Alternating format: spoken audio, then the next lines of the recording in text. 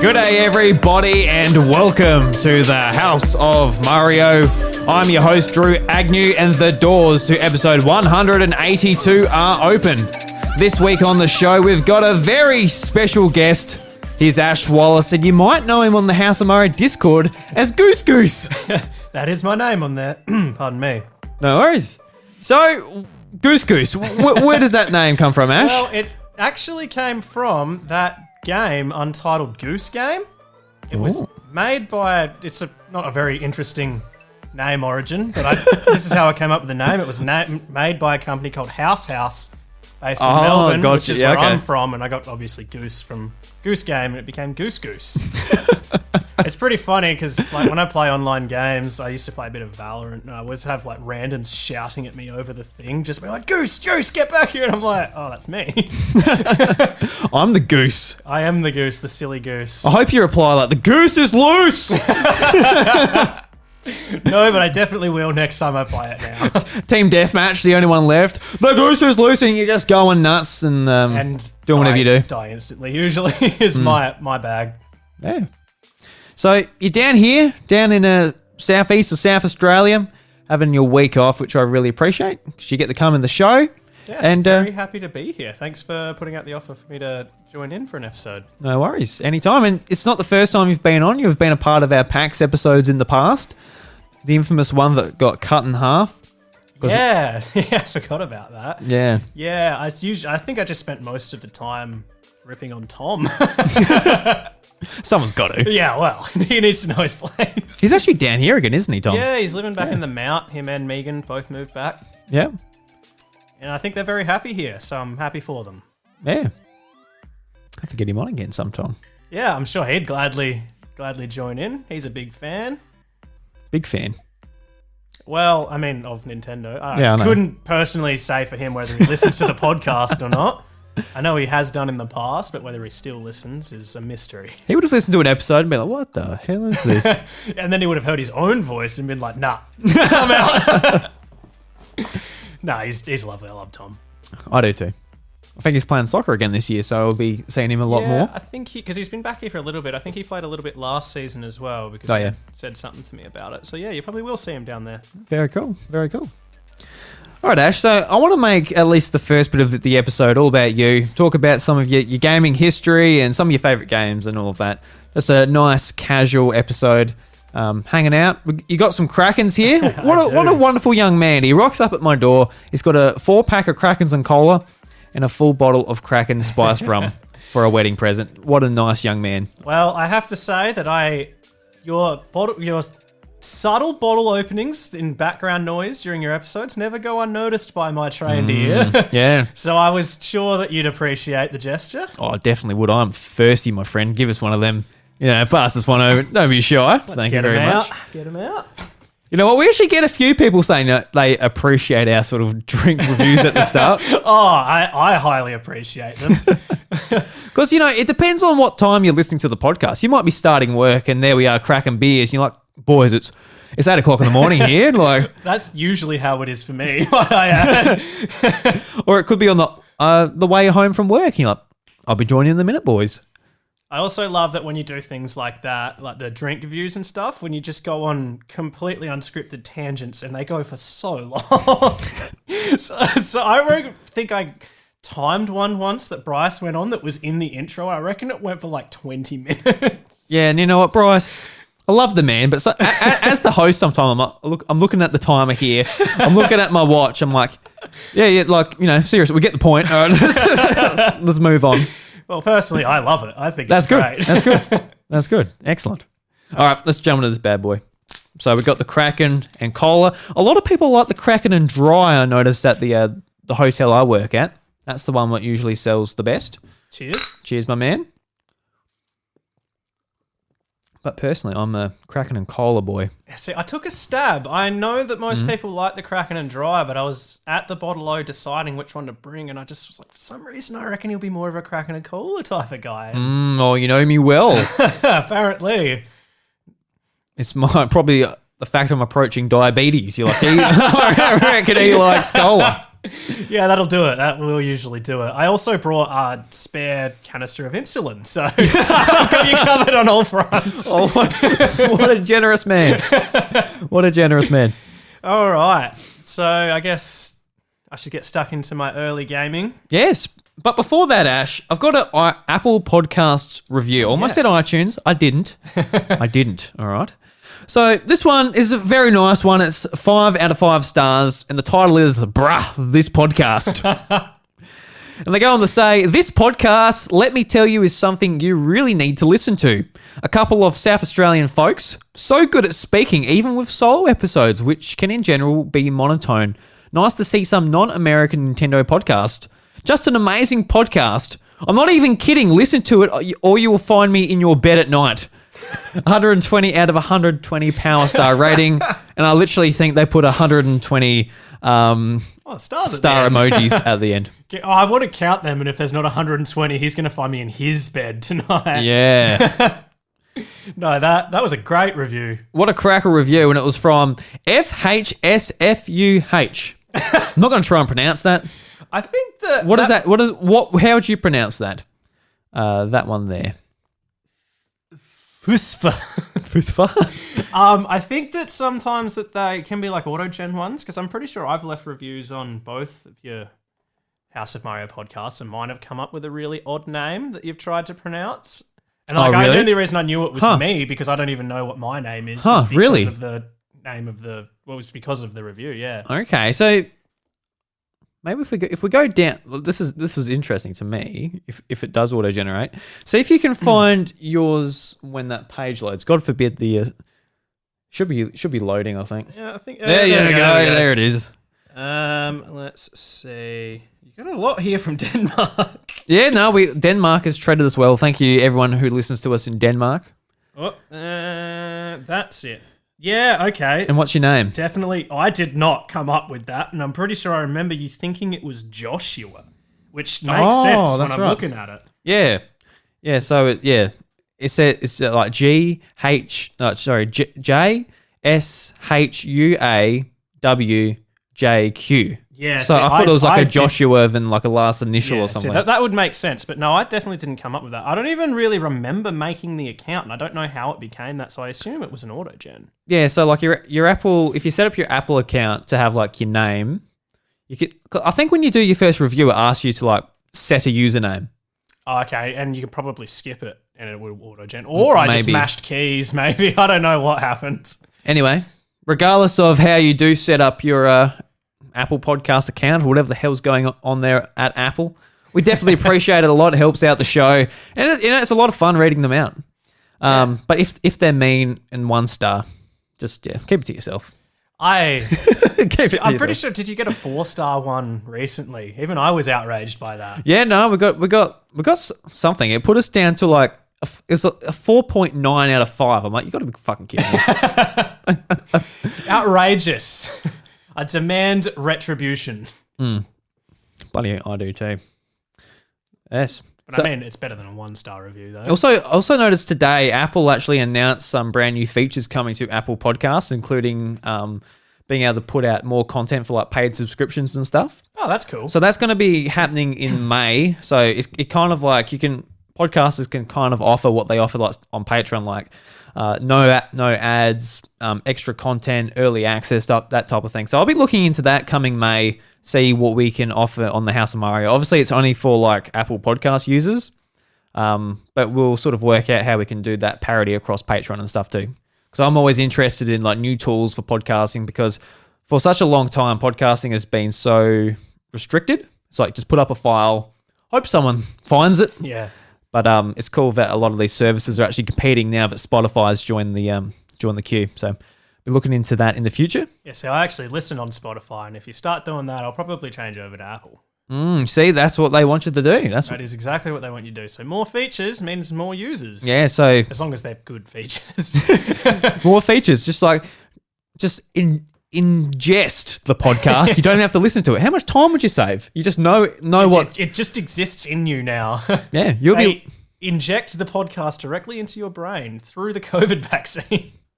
Yeah, well, along with Bill Gates microchips. Yeah, I don't know about that. Don't know about that, Ash. No, that's bogus. It's just ridiculous. It is just ridiculous. People should just get the vaccine when it becomes readily available. Definitely should. I know a lot of people on sort of Twitter and that like sharing, yes, got the vaccine, and that's absolutely fantastic. I'm glad that people that needed are getting it. I feel really lucky down here though, because we sort of are in the position where it's like I can wait personally. I'm not that high risk. Don't know about you in Melbourne, how you're going for that. We're pretty good in Melbourne at the moment as well now. We've been in the clear for quite a while, and even if we weren't, I think that it's still very, like even when Melbourne was at its worst, it was still very, very unlikely that you personally would get it. I think at the most we had 8,000 cases, and that's out of about 5 million people. So it's not actually as bad as it sounds. It's just if they didn't do anything about it, it would spread like would have been awful. Yeah. Anyway, I'm not defending their positions. They made a lot of mistakes. It shouldn't have gotten to where it did in the first place, but it is what it is. We're in the clear now. That's good. So yeah, we're all very lucky in Australia in general. Yeah, no, I'm very happy to be where we are, and just on that note, just hope everyone worldwide is doing fantastic out there. Hope you're keeping safe. Anybody listening from outside of Australia, I hope you're doing well and staying safe and getting vaccinated where you can. Absolutely. All right, Ash, so before we sort of jump into the topic of your gaming history, Bryce and I, we started doing a segment called Nintendo, not Nintendo, I always got to say Nintendo Guru, but the segment is just called Guru Geek Outs, where we just, talk about something we're thankful for, or giving someone a shout out or something like that. So would you like me to go first so you can think of something? Yeah, because I definitely didn't think of one. I did not prep you before the show, so I'm sorry about that. I probably should have picked up on it, to be honest, but I'll have a quick think and I'll let you go first. Yep, too easy. So I just want to give a shout out to Sean Capri and Donnie Reese, who started a brand new podcast called Sweet Hangs. It's basically a podcast where the two just get together and talk about random gaming topics and just have a nice, relaxed sort of conversation. There are a lot of podcasts like that, and but this one, I absolutely love Sean and Donnie and their respective content that they've done throughout the years. So I really enjoyed this, and it's been really great to see Sean continue you, me, and Capri, since Bobby's passing, and he's done an absolutely fantastic job. So I'd love to send at least some of you guys over there. Go and check out Sweet Hangs on Apple Podcasts, Spotify, your podcast player of choice. Go and check it out. It's a great podcast. I've listened to all 5 episodes, I think, are out at the moment. So definitely go and give that a go. So, Ash, have you thought of anything? It could just be like, my mum's great. She cooked me tea last night. What a lass. I'm not sure I'd call my mum a geek, but no, I actually did think of something very quickly. I'd like to give, I don't know if this is going to get a bit meta, I'd like to give a shout out to the House of Mario. Oh, that's meta as hell, man. Couldn't get much more meta. No, you guys are just a very good podcast. You're a great escape. Love listening about Nintendo news. I honestly wouldn't know anything about Nintendo apart from just what games they had coming out if it weren't for listening to you guys. And the community that you've built, especially over on the Discord. You've got a lot of great people in there. Yeah. I'd give them shout-outs, but I'll forget 90% of them. But they know who they are. Having conversations with people that I never would have spoken to ever if it weren't for your Discord. So, yeah, House of Mario. Give you guys the geek out. The Guru Geek out? Guru Geek Out. Yeah, Guru Geek Out shout-out. Yeah, well, thank you very much, and also, thanks very much for inviting me on the episode today. No worries. Thanks for bringing the beverages. No worries. Someone's got to. I didn't. All right, Ash. So now it's all about you. What was your very first video game console? And even if there's a moment before then where you sort of, realized gaming was something you really enjoyed. So, I'm not actually fully certain. I guess my first console would have probably have been the Super Nintendo because my brother had one and he's older than me. So, we just had one since I was really young. But the first one I can really remember playing properly was the Nintendo 64. Again, got one because of my brother. So, some of my earliest memories were playing games on that. And the first games I would say would have been... Back then, I had no idea what I was doing on it, but Ocarina of Time was a big one for me. I would constantly get to... When I was really young, I just could not wrap my head around the first water temple, the one inside the whale when you're young. Yep. So I would always get to that point and never be able to finish it, and then I would just start the game again. And I'd do that over and over and over because I didn't really know any better. And I just could never wrap my head around how you did it. I didn't know what you had to do. I didn't know that you had to carry the princess throughout the temple. I just kept trying to carry her out of it to get her out. And I was like, why doesn't this work? I saved you, goddammit. That's exactly it. But no, yeah, I could just never wrap my head around that until one of my friends, do you know Josh Fabris? I know Josh Fabris. Yeah, me and him, we used to be really good mates. He used to live in South End. He actually gave me a like a guide book, and it told you what to do, and I was like doing it, and I was like, this is just so simple. I'm such an idiot. And then obviously not long after that, you become an adult, and I was just like, oh my God, this has changed my life. Isn't that such a weird thing you used to do as a kid? Like, oh, I'm stuck, just start again. Yeah, because I think I've heard you say about how you used to do it on some of your games, and I was like, that's so weird, but I used to do the same thing. You got plenty of time, why not? Yeah, just start again. Maybe by the time I get to that point on this next run through, I'll have worked out how to do it. Was never the case. You just get to the point you're like, I know exactly what to do now. I'll carry her out. It'll work this time. Especially like even getting into that dungeon, it was so like convoluted. Yeah, it was. Like having to like do the certain thing. I think like get the key out like the fish's mouth. Was that it? No, you had to get it to swallow something. You had to drop the fish in front of it, and it would inhale it and take you. You had to get it in the jar, didn't you? Yeah. Yeah. It was very convoluted. The entire game though there's always every now and then you'd get to a point where it would just take you so long to work out what to do because there's no directions or pointers. And but when you finally work it out and you're like, how the hell was I meant to work that out? I had that heaps in Majora's Mask, like the second one. Yeah. This main one for me in that one was getting the powder keg, the big Goron keg, to blow up the rock to get to the farm to get Epona before the aliens came, because there were aliens in that one. Yeah, that took me so long to work out because it doesn't tell you where to go. It doesn't tell you what to do. You just have to work it out yourself. Yeah, like with Majora's Mask for me, like it's always been a game I always got like halfway through. And like it's always been one I've been worried about because there is that like Ocarina of Time, like what the hell do I do? But there's also the time limit on that. I'm like, I don't know if I want to. I think, yeah. I know I need to play it, and I have like played that is actually one of the games I'll restart it. And not because I get stuck, it's because I'm like, I haven't played it for a year. I forgot where I am. And it's always done that a few times on 64, on ROMs, and on the 3DS version as well. But yeah, it's one of those games I just need to sit down and like play, goddammit. Yeah. I think for a lot of people, the time limit's a big turn off for them. I can't really remember my first interaction with it, but I know that I love it now. I've spent so much time on that game. I think that I probably prefer Majora's Mask to Ocarina of Time, which is like a big controversial standpoint. I've met a lot of people that do, and I remember like as a kid, Bryce was always like, "Oh, Ocarina of Time is the best game of all time," and Majora's Mask is smelly. Then like a lot of people on forums and that started being like, you know what, Majora's Mask is actually pretty good. And then this sort of like snowball effect of like... It's like a Majora's Mask renaissance almost. Yeah, like a lot of people are saying that they prefer that one. And it's getting to the point now where Bryce is like, not one of the only ones, but it's kind of 50-50 split at this point from just the people in my small circle that enjoy Zelda games. Yeah, I know it was definitely like way back in the day. Everybody pretty much hated it to begin with. Yeah. Well, not everybody, but... fair portion of big Zelda fans did. It was exactly the same with Wind Waker. When that first came out, it was almost universally hated. Yeah, and now it's like viewed as one of the best Zelda games ever. Yeah, it's a timeless classic for the very reason the people hated it, because of the art style. The graphics they don't age because they were that cel-shaded, very cartoony style. You can understand why though. Like back in...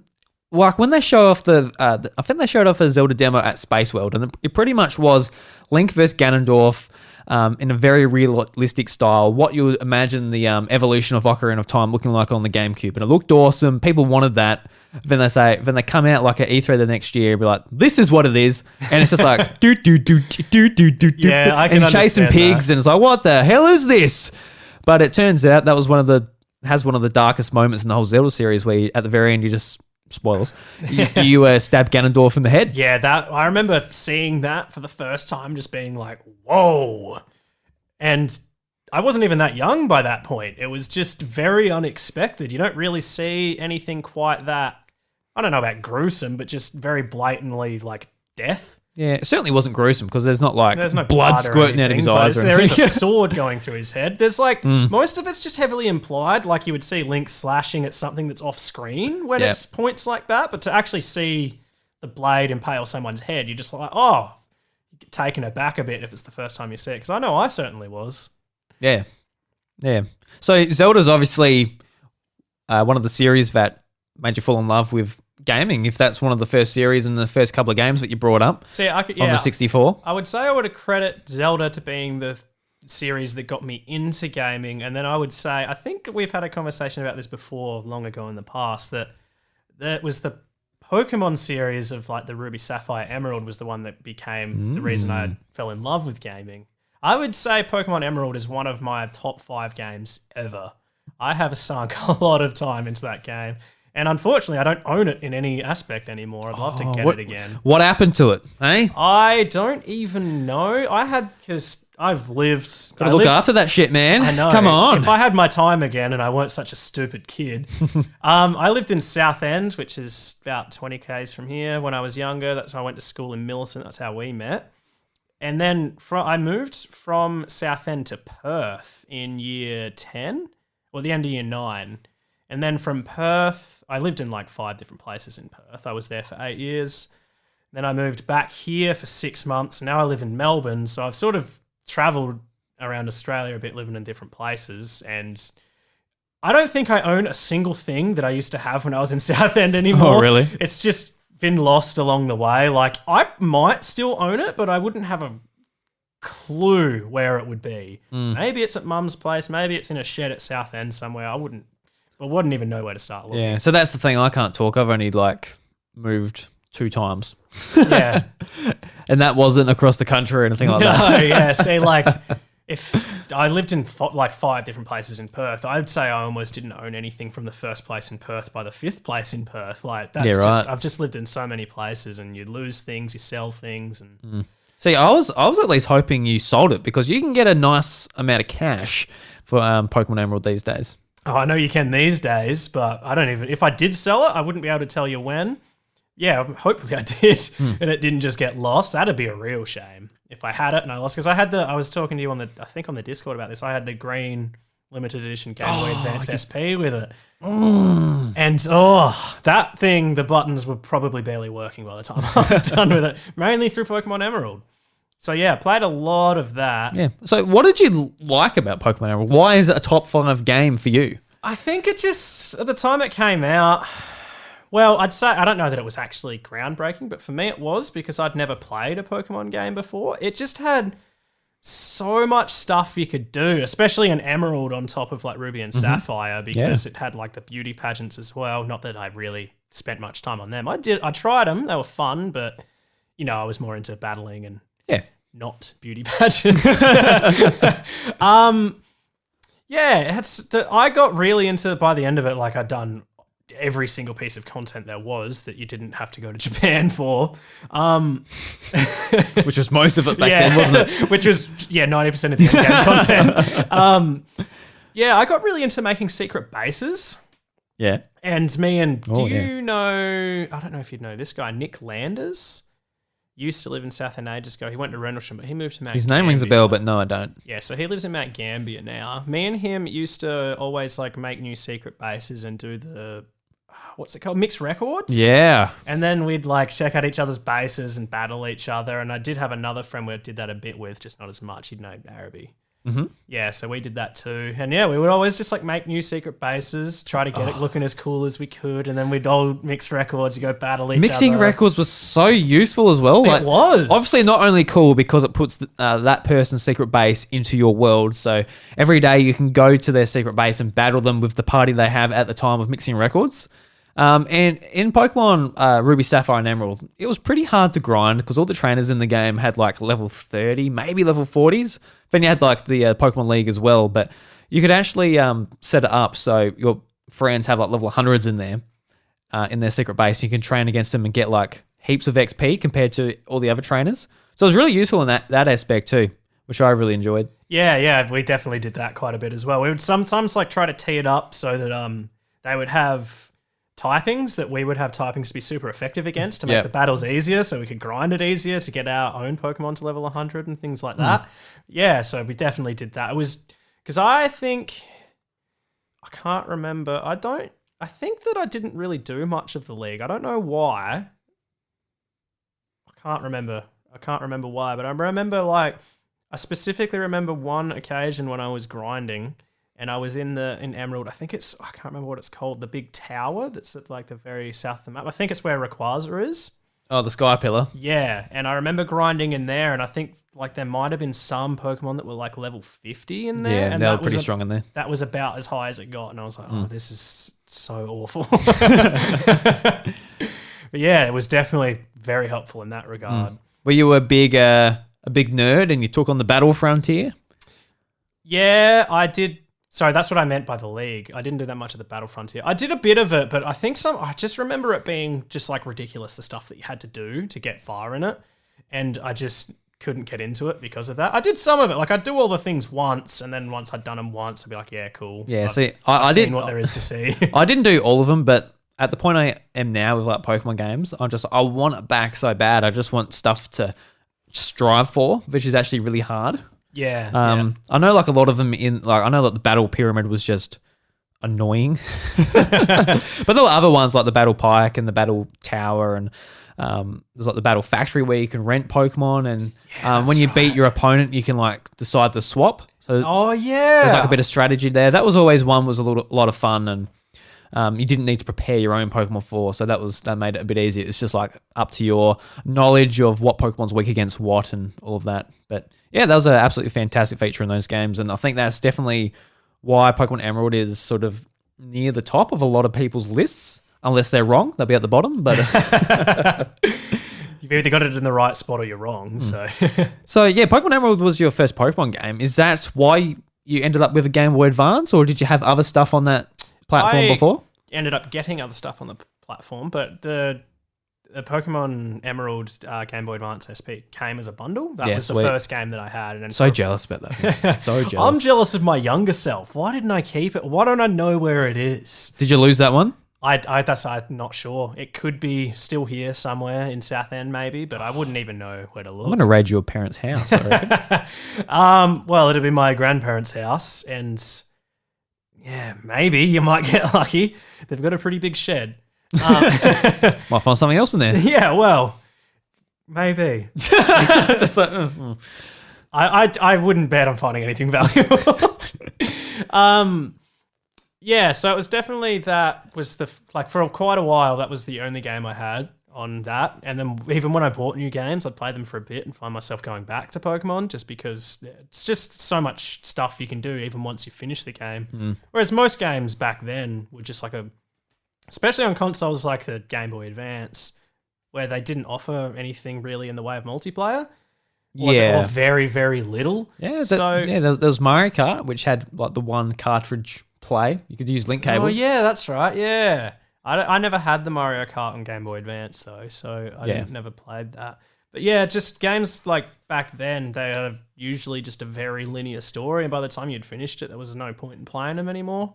And they were also usually pretty short, so I'd find myself going back to Pokemon as soon as I'd finished these other games and never touching them again, and I probably put about 300 hours into that. It's probably not that much in comparison to other people, but for me, especially back then, it was so much. I just like reset my games all the time, so I don't know how much I would have put into it, but I definitely reset mine a couple of times, but I eventually ended up keeping one. It annoys me so much because like I completed the Pokedex. I got like I got the Johto starters for completing the Pokedex. I did like multiple stuff in the Battle Frontier. Then one day I was like, I feel like playing it again. Reset it. Yeah, I remember you saying that. It's like, and now as an adult, I'm like, I want to go back to that save file I put so much work into.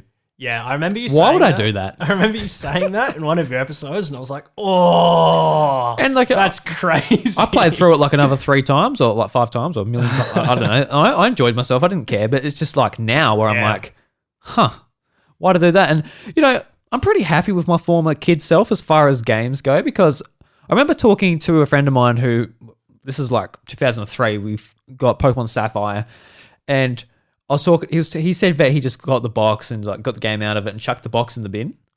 And there's me just being like, I had it in my bedside cupboard, like just preserving it, like keeping it like as square as possible, looking after it. Every now and again, I'll get the instruction booklet, look through it, put it back carefully, not to crinkle the instruction booklet.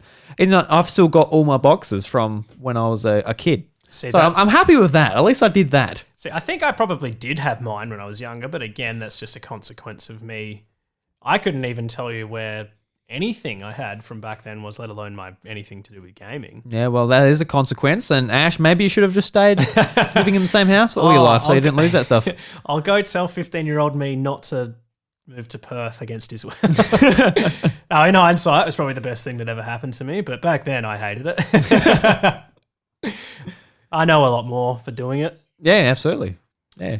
But no, I don't have my gaming stuff anymore. That was the trade-off.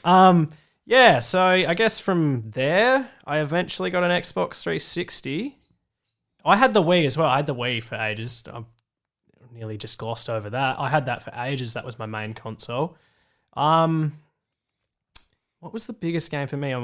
Brawl, easily. I was about to say. It was definitely Brawl. I remember we used to play Brawl a bit before I moved. Yeah. And even when I came back every now and then to visit, we'd play it. Oh, yeah. We didn't stop playing it until the Wii U one came Smash out. 4 came out on Wii U. Which was, to me, I think it was a little bit of a letdown, that game. Really? I thought it was really good, but just, I don't know. But I thought the Brawl had more content, more things to do, I guess. It just had that, like the more story mode focus thing. Yeah, I also Apart was from that, a big fan of the home run contest that was on it, which I don't think was on the Wii U it one. was. It was? Oh. It Why am was I not just a fool then? It wasn't in Smash Ultimate, but they ended up patching it back in. Okay. I probably had stopped playing it by that point. I didn't stick with that game for that long, to be honest.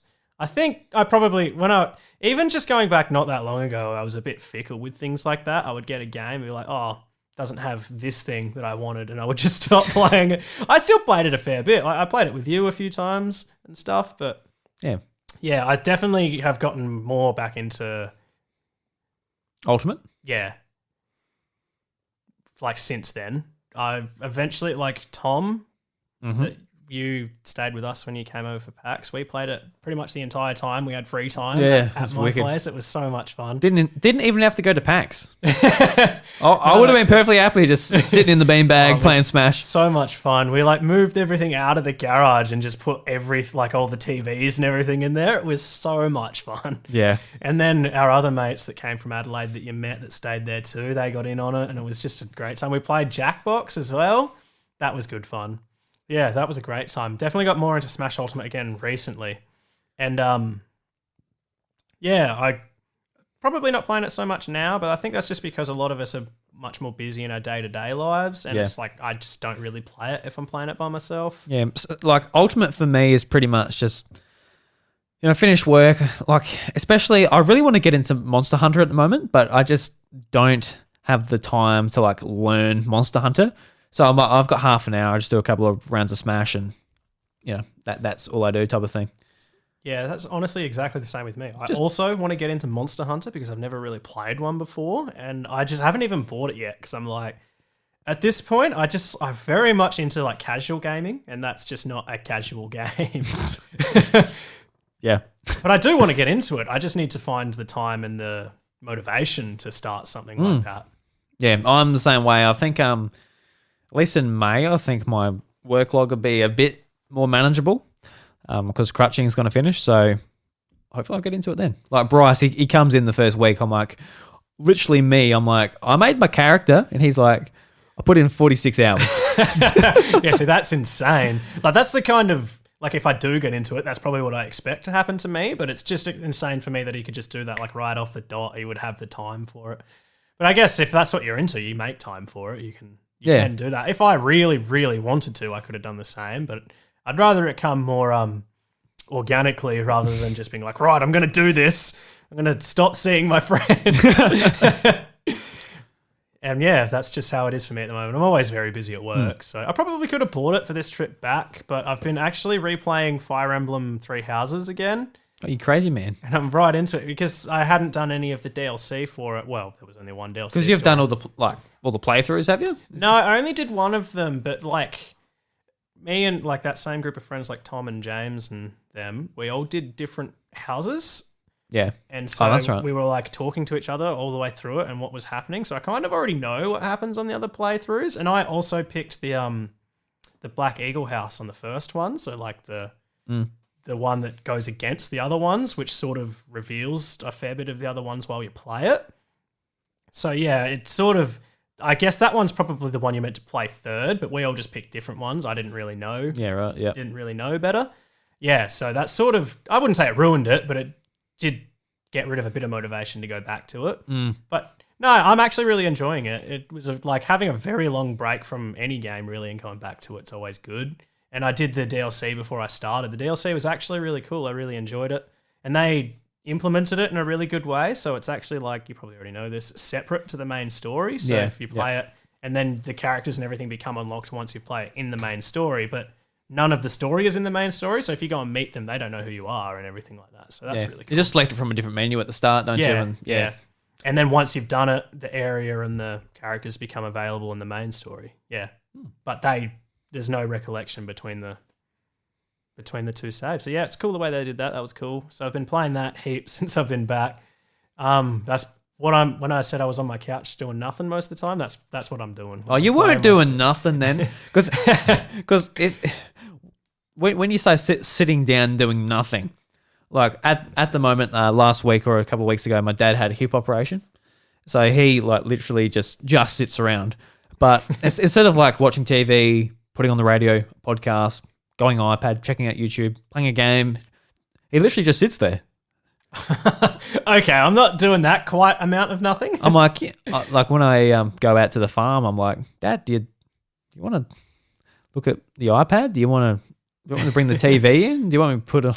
Like, seriously, it's just kind of weird. It's just like full Blair Witch style, staring at the corner of the room.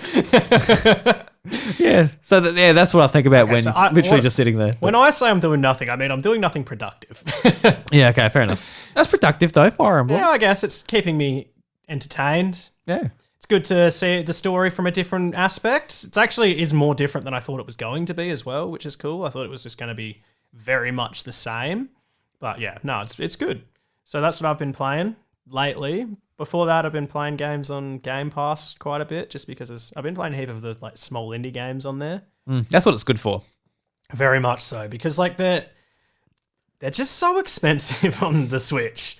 Like they're probably, like in hindsight, after you've bought it, they're probably worth it if you play the game to completion.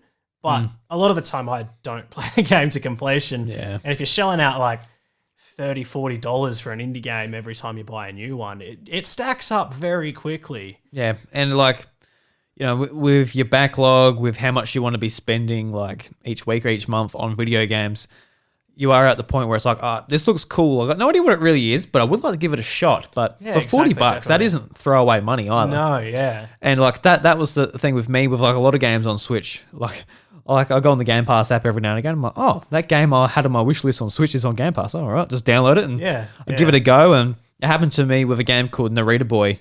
I did hear you talking about that on one of the last podcasts, and it does sound really cool. Yeah, and that game was like $40, and like it's worth it. Like if you get that game, enjoy it, and play through it, and like you don't have to, if you're not into Monster Hunter and some other games that are coming out around this time, you know, it's definitely worth it. Like I wouldn't be disappointed, but the thing is, like I haven't gotten back to it after trying it on Game Pass. I just, like I said, I've got half an hour. I'm gonna play my comfort foods. Yeah, so I got really into a game recently. It's only a very short story game, and it's really stupid. It's called Donut County. Oh, Donut County, yeah. Oh, so good. I just spent the entire, I don't know what it would have taken, like 8 hours or so to finish it. So satisfying, isn't it? Just laughing the whole time. It was so funny. And I love those short indie games that are just, like, even though the gameplay, there's almost no gameplay. It's so simple. You don't really do much of anything, but it's just so satisfying because of how stupid the story is and how funny it is. So what are you actually doing in the game? So in Donut County, you basically you control a hole on the ground and you move it around to swallow things. And the more stuff you swallow, the bigger the hole gets. So you can then swallow bigger things. And the object of every level is basically just to swallow everything on the screen. So you got to, I'd say strategically, but you're always going to work it out eventually. Or you can just move from side to side, going upwards until you get it. You just got to strategically get the smaller things first, get the hole big enough to then get the more medium-sized stuff, and then because you eventually you swallow the buildings and stuff. Like it almost sounds like a game that you couldn't build a story around, but there's a story and it's so dumb and it's brilliant. Yeah, like all the things you swallow, they all like start talking like at the bottom of the hole, and then like everyone's an animal except one person. It's just a human. And then, there's a quadcopter is like a large aspect of the game, and it's just so dumb. Yeah, and like I think like stuff like that. If I was making an indie game, I'm definitely not talented enough or smart enough to make my own game, but I'll definitely try to target that 5-hour sort of time with like a $20 price tag or whatever it is, because I think that's what that is the hole that needs to be filled for the most part. Because like every publisher out there is putting out a big open world or a big game that wants to hold you there. So you're spending more money on DLC or microtransactions or whatever, and that's fine. There's definitely a place for that, but there is definitely an aspect of that where like I'm kind of I need something a bit shorter, a bit more fresh. Yeah, I think. For sure. The market is definitely oversaturated on that big open world. I'd say AAA. They're not all AAA, but that AAA style big open world game. And I was honestly not a big, like, large open world game person to begin with. And now that's just about every second game that's released is that. Yeah. So, like, I'll only get really into a big open world game if it's something like that's just, I don't know, really like Breath of the Wild. I sunk 150 hours into that. They've got to be like the top quality sort of open world game at this point to be worth your time. Like for me, it'd be like Horizon this year, then Zelda. I don't know. Probably a lot of other games. Probably everything's open world, like you said. So yeah, that's sort of the problem as well. Is that like when everything's open world, it makes like games that are meant to be a remarkable big open world game a bit less remarkable because that's everything else is the same. It's a bit like the news that came out a couple of days ago that the new BioShock game is going to be open world. Just through their sort of job advertisements, they're looking for a open world narrative designer. I didn't even know that, to be honest. I didn't see that. Yeah, so it's like BioShock, like it was exciting. BioShock's coming back. Whether it's going to live up to the first game and BioShock Infinite is another thing, but just like I don't need another open world game, and it's just that isn't what made BioShock special at all. For sure. It's a very like driven story game. I could see how maybe not so much Infinite, but how BioShock, like the first one in Rapture, could work as an open world game, but it would need to be done like to perfection. It would have to be spot on, otherwise it's just going to become like an unnavigatable maze of rubbish. Yeah. Because that's like, it was almost like that as a linear game, it was very difficult to navigate. So they'd need to do it just right to hit like that nail on the head for sure. But that's interesting. I didn't know that.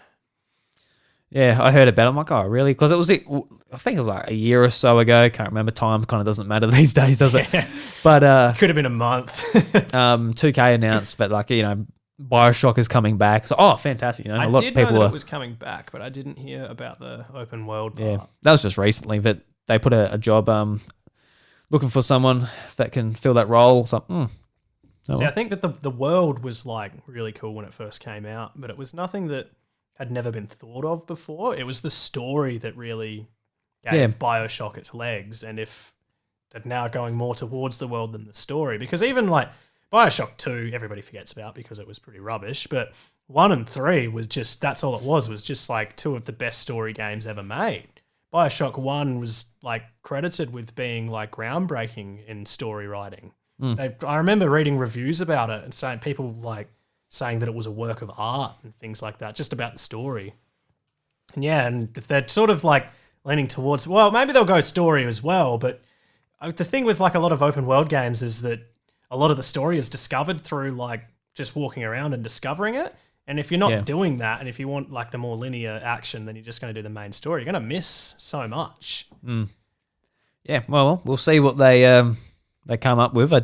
I doubt it's coming to Switch, but hopefully they. Well, if they brought the other one, so that could be a sign. But then again, yeah, it's hard to see a game like could that. be a sign they want to sell the original Xbox 360 versions again. I think that's about it.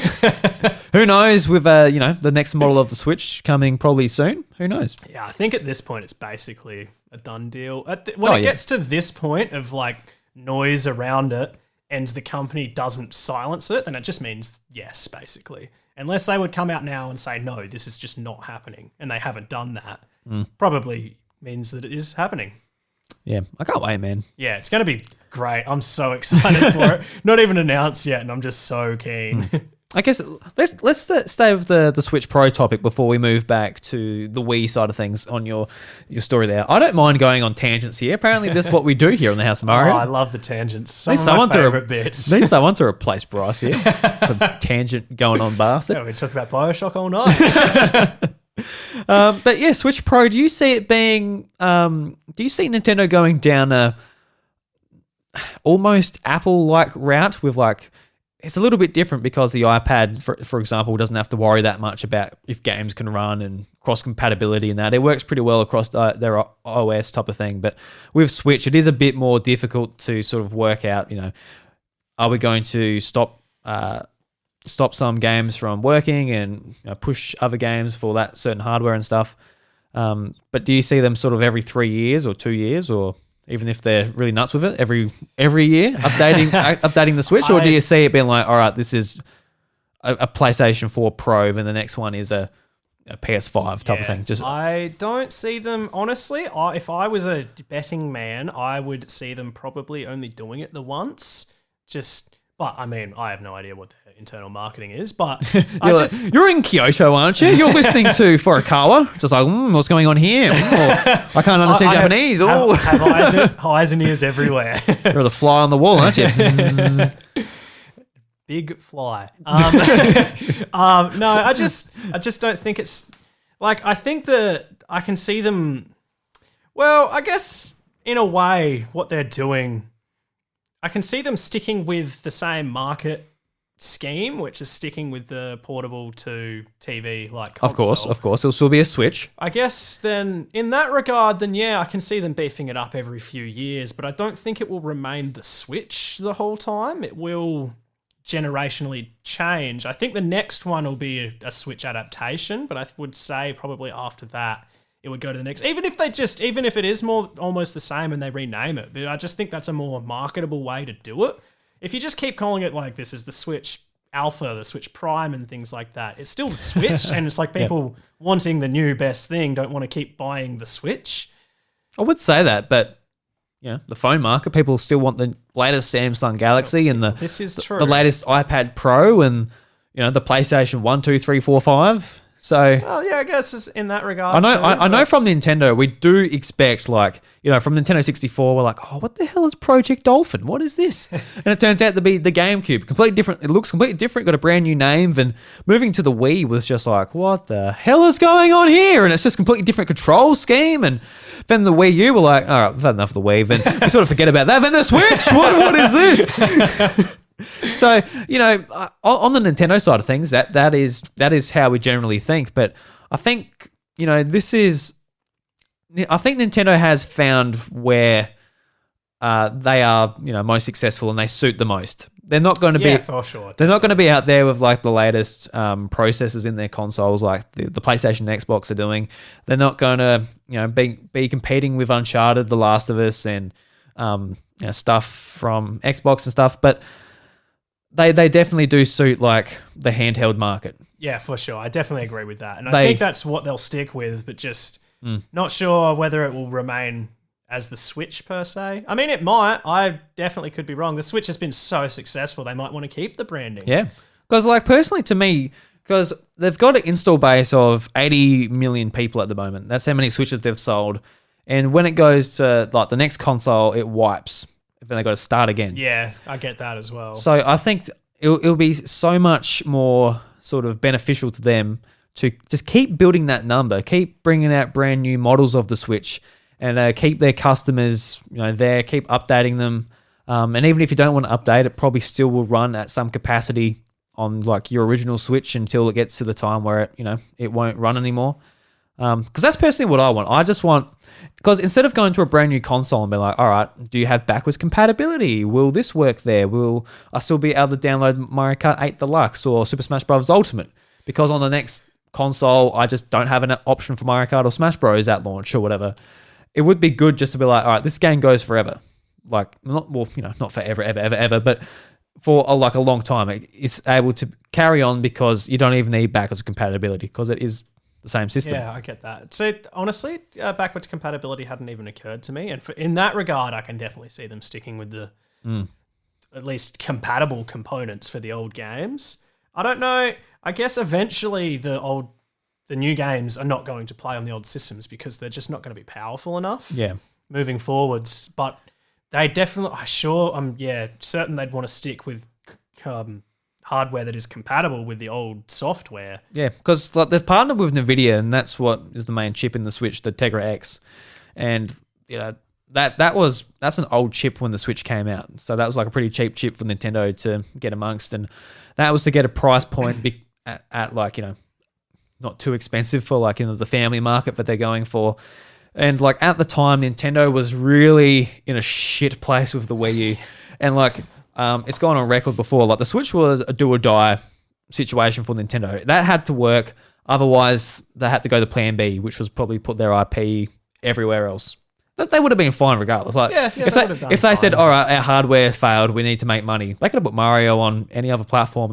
That'd be good. That'd be fine. So they already had a very good relationship with Microsoft at the time too. Yeah, so there wasn't any worry of that. But as far as their hardware went, they needed the Switch to work. So they brought in the strength of their handheld division. They brought in the strength of, their fun sort of control schemes for the console. They put them into one. They launched it with multiple games in the same year that really pushed them to a new place. And now they're sort of sitting in a very strong place. And I just wonder what their next move is going to be. Whether it is been like, all right, this is our, this is our push to be back in the console market with the 4K variant to be more aligned with the other consoles, not graphically, but at least it would be the correct resolution for current generation TVs and stuff. So another thing as well with that, because it's pardon me, it's widely that everybody believes that for the 4K aspect, it'll be an upscaler on the dock, and I don't really know much about any of the technical parts of it, but is that? I don't know if you even know this. Does that mean that it would be not as good as if the console was doing itself, or does it make no difference? No, because the PlayStation 4 Pro, there's a performance mode and a resolution mode, and the resolution mode for that kind of upscales it from a certain resolution to whether it's 4K or 2K. I'm not quite sure on the exact.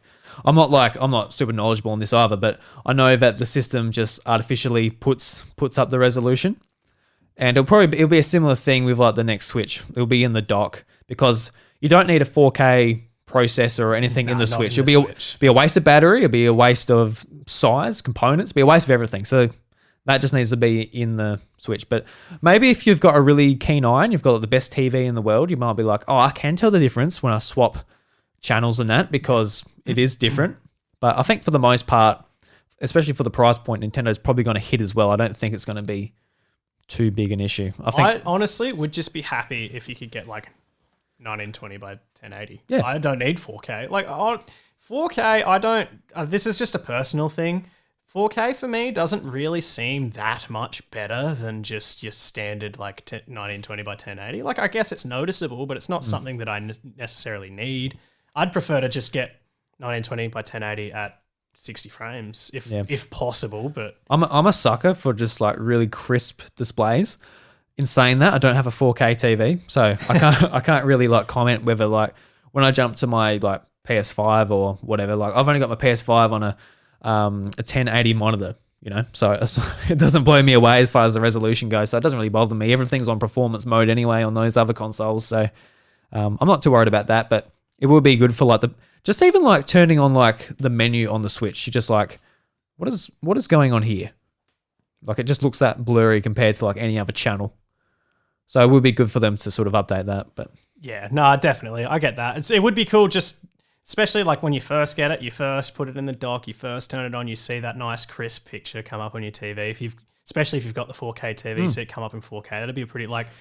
Wouldn't be the same as like booting up Breath of the Wild for the first time or anything like that, but it'd be a pretty special moment. Just to be like, oh, finally, it looks how it should. Oh, look at that Nintendo logo. Oh, God, is that blood under my eye? Oh, got that sharp.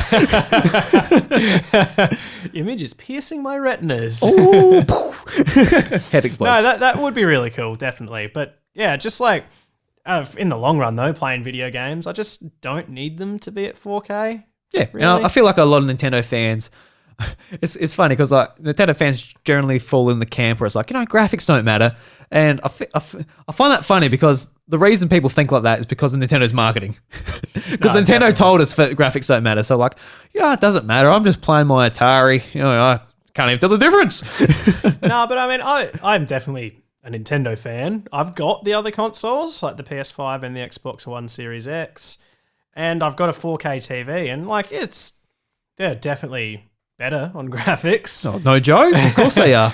But like, it's not why you buy a Switch, though, is it? No, and it doesn't bother me going back to the Switch playing that. And I've actually just recently as well. I think we've talked about this before. How I pretty much only ever played my Switch docked, never played it handheld. And recently, One of those people. Been playing it handheld only and just like throwing the TV on in the background while I do it. And I don't know, I just way prefer it. Did it blow your mind? Like, oh, wait, I'm going to hold this thing. Yeah, it was like, there's weight. It gets hot. Shouldn't do that. Oh, shouldn't it? Mine gets hot. I usually play with it plugged in though, because mine's day one Switch. Battery life in it has deteriorated quite heavily. I think having it docked all the time actually makes it worse too. Because it's always constantly charging. Yeah. So the battery life in my Switch isn't great. I play it at home and I've like to play it. If I'm playing it pretty much all day, then I've got to charge it like 3 or 4 times during the day. So it's definitely deteriorated quite a bit. But especially if there's a new one coming, fingers crossed, then I'm not going to get a new one now. No. Like I traded mine in for like the Mario edition, the red one. And it worked out to be like $150 and for like just a completely refresh and like a limited edition. I'm like, you know what? I'm happy I did that. I'm happy I did the $150.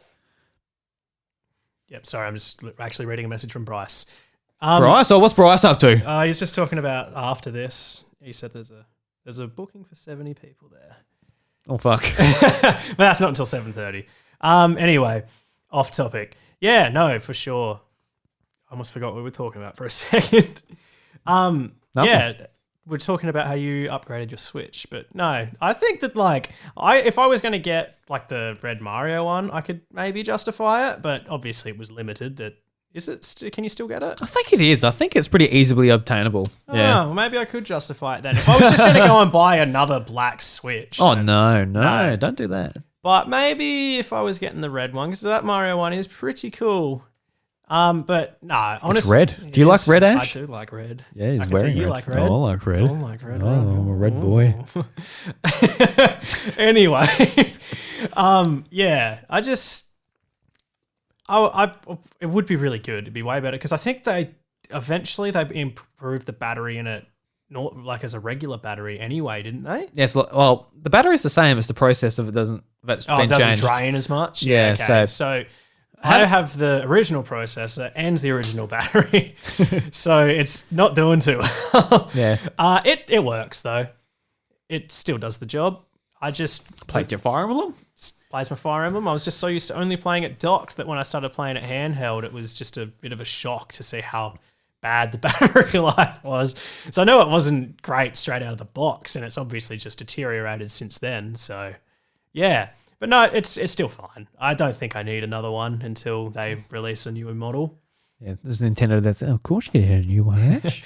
Look at all these pretty new colours. Yeah, look at this. They released a blue Switch Lite. You want that? Switch Lite would be cool. Actually. Looks like a Game Boy Advance. Oh, look at that. If they released a green Pokemon Emerald one. Oh, yeah. Just randomly, so fair enough. Yeah, like I can't see why they would ever do that, but if they did, I would be putting my pre-order on it immediately.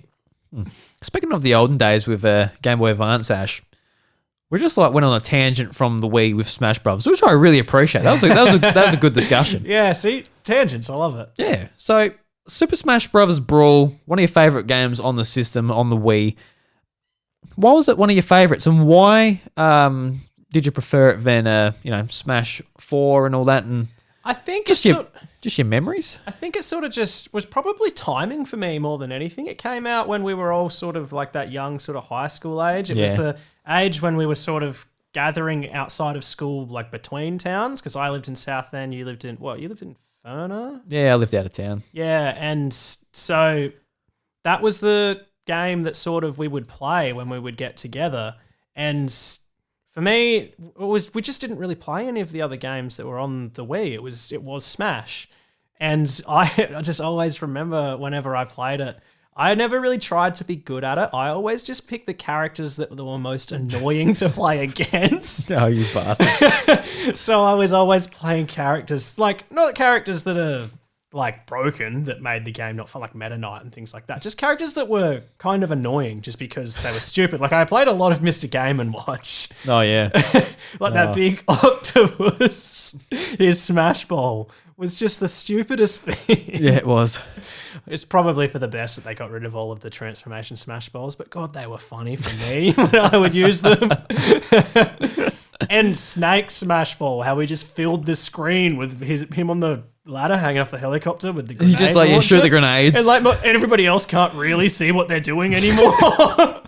It was just, I would do things like that because I was a nuisance and it was just so funny to me. But yeah, for me, I just remember it was a big come together game and spent a lot of the time laughing, and it was just so much fun. Yeah, and just the span that we played that game, I just sort of realized that now as we speak, that came out in 2008, so I was year 8 at school, so I would have been 13 roughly. So it came out when I was 13 years old. We played it throughout high school. We played it all the way to year 12. That's where we played it. We played it a lot at school actually. Mr. Bell got a Wii for the school, and we used to play it on the projector inside, and big nerds.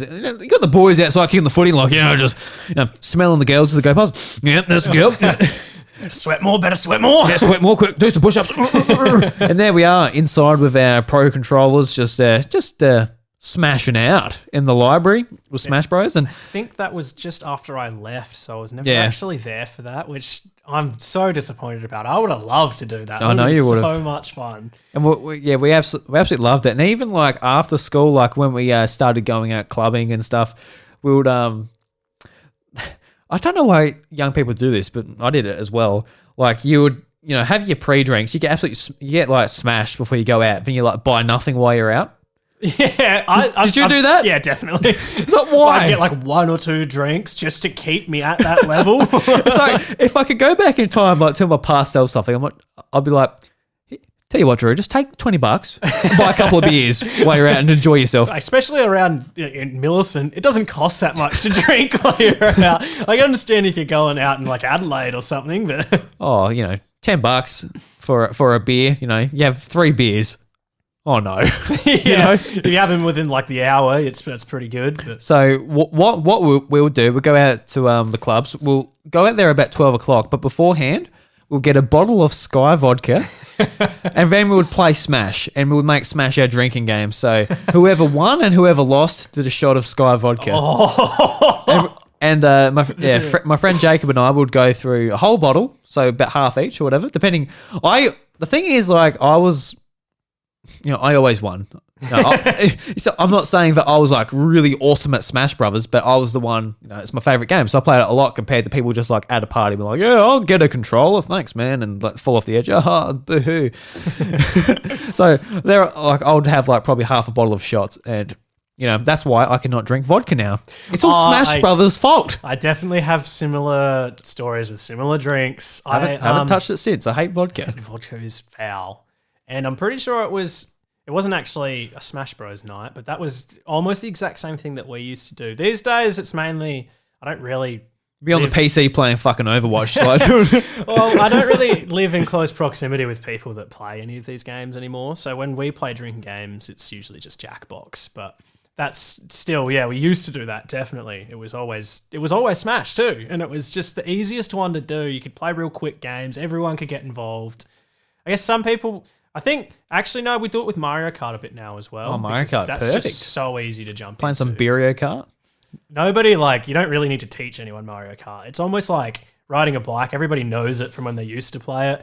Because like, there's a couple of differences with the later game, but if anything, it's more simplified than the ones in between. So I could imagine like Mario Kart Wii. You remember how unbalanced it was? Yeah. It's just like a mess with items. So I could imagine just being drunk playing that. You got like a mega mushroom going past you, like, oh, the fuck is going on?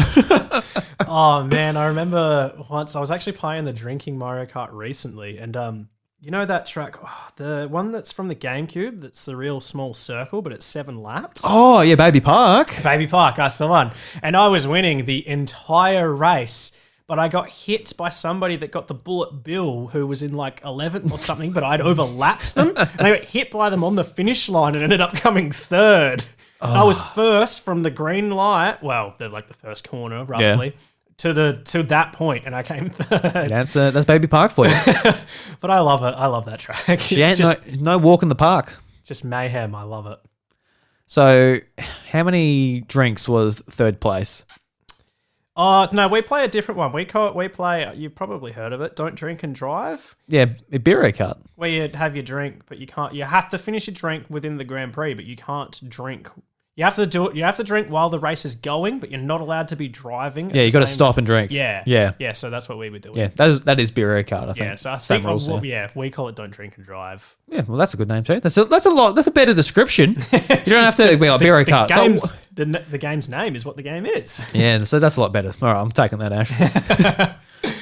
Yeah, so that's another great thing about Nintendo games as well. You can drink to them. Yeah, they're just like, there's so many of the games that are great party games. None of the other consoles at all boast games like that.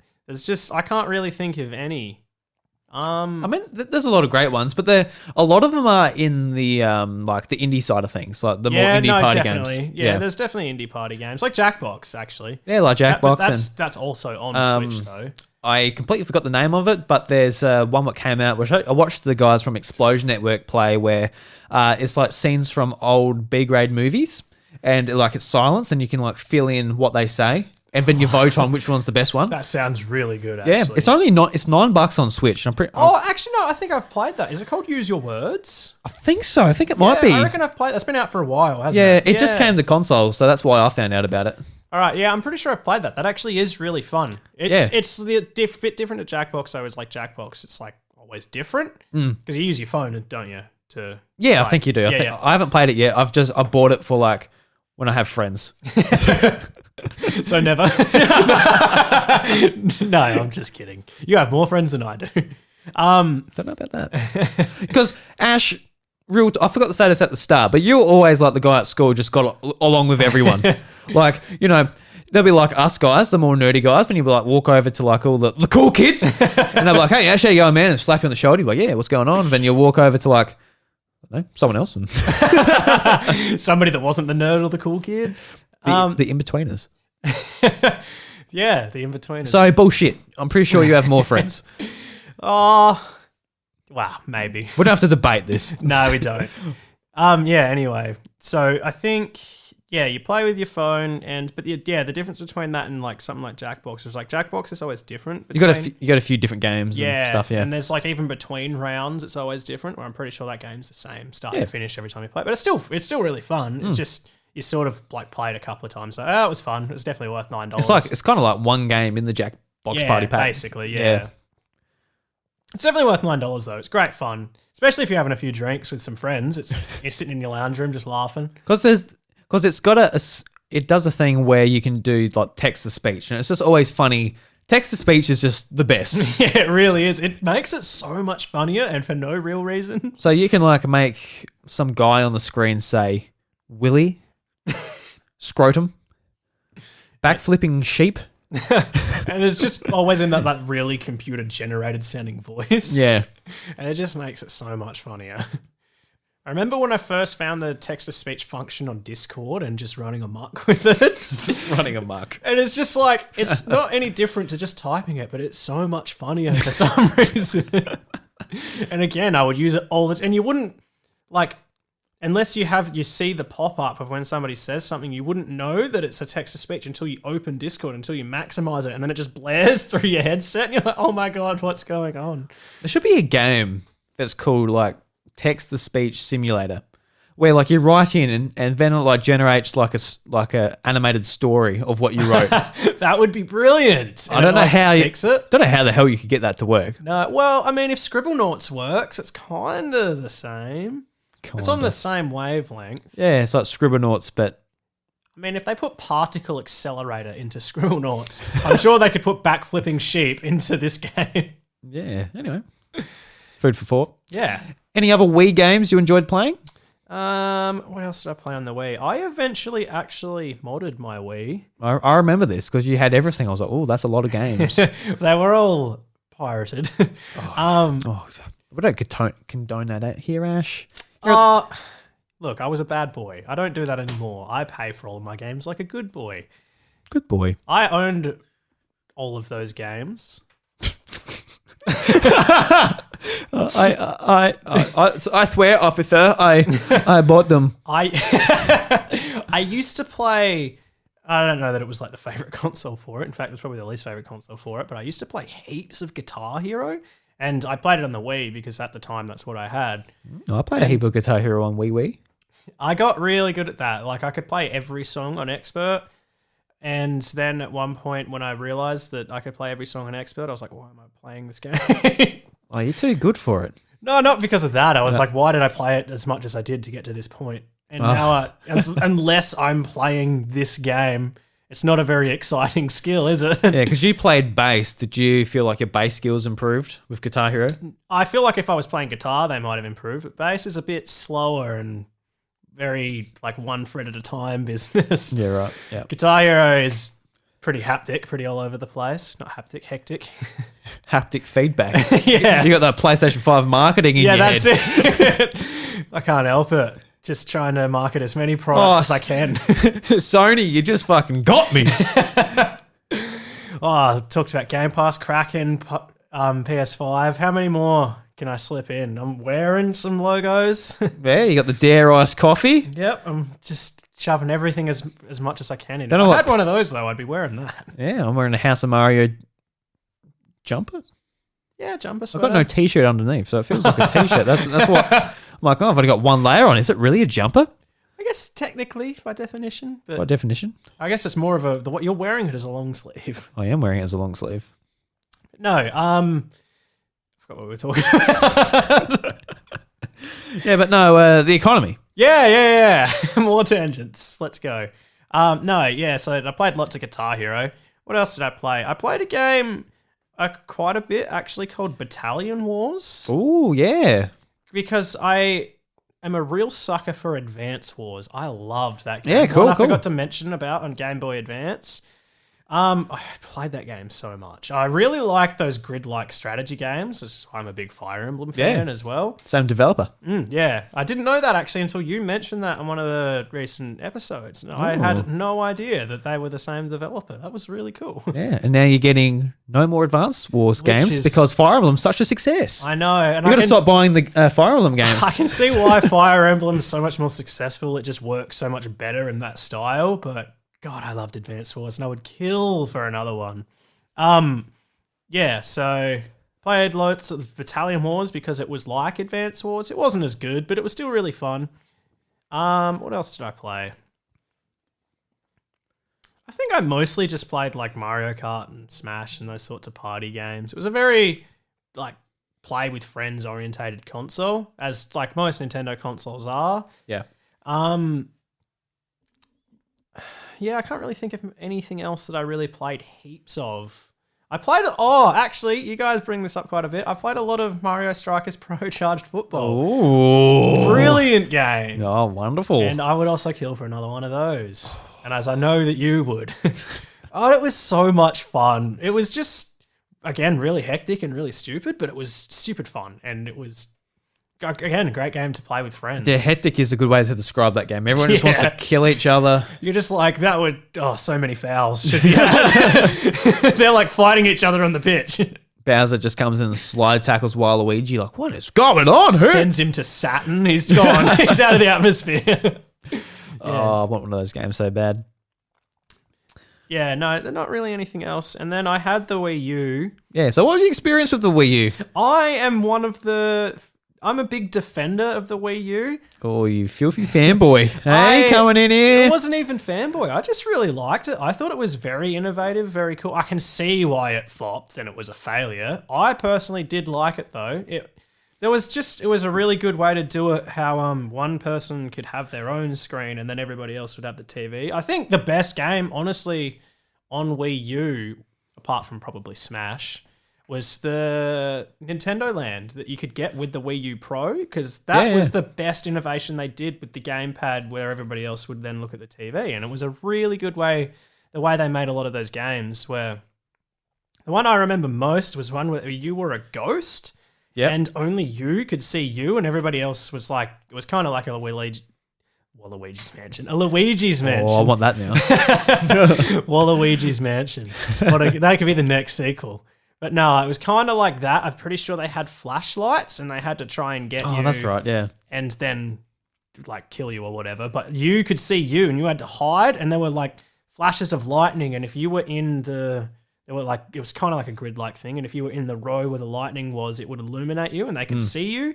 And that was just like, games like that were really cool. And I think there was another one where it was like a top-down thing where you had to run away from people and they had to just chase you. It was like basically like tag. Oh yeah, Chase Me. That's what it was called. Yeah. And you could see the whole thing, but they could only see what they could see, and they just had to run around and try to find you. And it was just really fun. It was a really cool way to do it. And I would have liked to see more games like that rather than just... you can either play this on the gamepad or you can play it on the TV. That's the problem. Like, Nintendo said one thing, but they did another thing. Yeah. Like, they didn't actually utilize it in any way. And when you told me, because I didn't know this either, when Pikmin 3 first came out, how it didn't even have Wii U controls, and that was patched in later. Whereas like that game was like a game that almost seems tailor-made for the gamepad. And it wasn't even there to begin with. Because when it came seems crazy. When it came out, you really needed that sort of precision control, whether it was the Wiimote or touching on the gamepad. And I believe the touch controls just weren't there. So everyone just controlled it with the Wiimote. It's like, why did we buy this thing? Because we're not using the really expensive controller that we paid like a premium for. Definitely see how in like that kind of aspect, like that sort of stuff is the reason why it flopped. Just because like they had this tailor-made stuff to do these certain kinds of things, and then they just said, no, you can just like, you can either look at it on here or you can play it on the tear and have the map on there. Yeah. And that's pretty much it, or the inventory, and that's it. Like, the highest selling game on the Wii U was Mario Kart 8. In Mario Kart 8, you don't need that big controller. Not at all. I'm pretty sure I had Mario Kart 8 and we didn't use the gamepad when we played it because I had like 3 Pro controllers for it. Yeah. And yeah, it was just... And it was still on. You could turn the display off, but you couldn't turn the controller off when the Wii U was on. So it was like, I just left it plugged in most of the time while I would play with the Pro controller.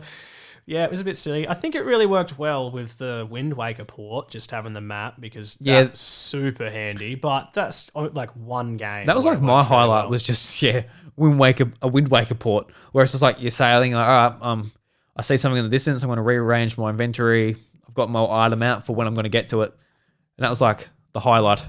My mum's ringing. Should I bring on the show? I'll do it. All right, here we go. This is my mum, everyone. She doesn't like hurl abuse at you or something. Yeah, I hope not. Hello, Mum. You are live on the House of Mario. How are you going? Oh, it's not coming through. Hold on. You there, Mum? Hello. Hello. Hello, how you going? You're live on the House of Mario, Mum. Don't you say any swear words. I don't think I am. Oh, that's good. So you got to talk about something Nintendo, Mum. What's your favorite Nintendo game? I don't know. I'm here with Ash Wallis. You remember Ash?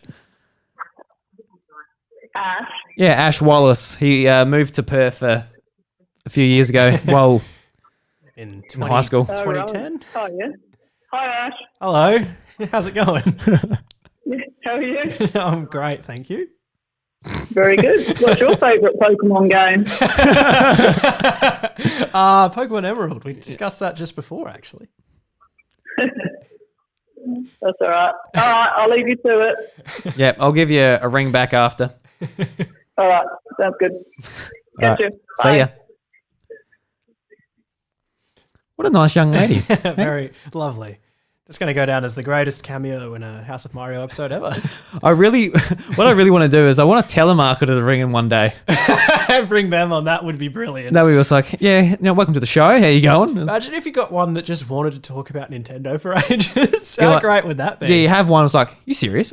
Oh, fuck. All right, let's talk. just they're your guests for the next half an hour. That would be brilliant. That would be so Then good. at the end, you're like, tell you what, mate.